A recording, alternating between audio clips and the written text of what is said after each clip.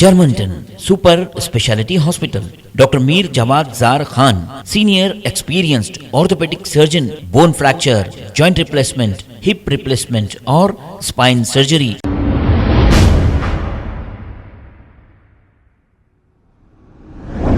अस्सलाम वालेकुम नाजरीन, मैं हूं मोहम्मद अब्दुल हकीम। 7H न्यूज में आपका इस्तकबाल है। अलकापुर पाशा कॉलोनी के रहने वाले 33 साल सैयद इम्तियाज अली 1 सितंबर से है लापता। जिस किसी को भी अगर ये नजर आए तो 9908615155 पर कॉल करके ये इत्तला दें।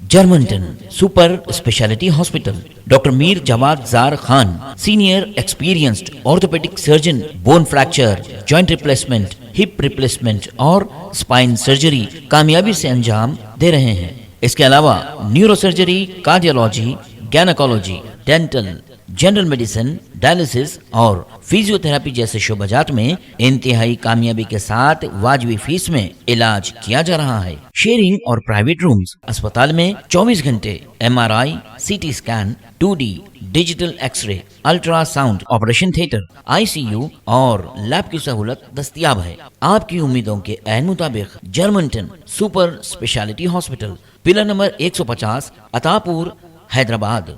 खबर है शहर की, खबर है गाँव की, खबर है सारी दुनिया की। 7H न्यूज पसंद आए तो लाइक कीजिए, शेयर कीजिए और सब्सक्राइब करना ना भूलें। 7H news.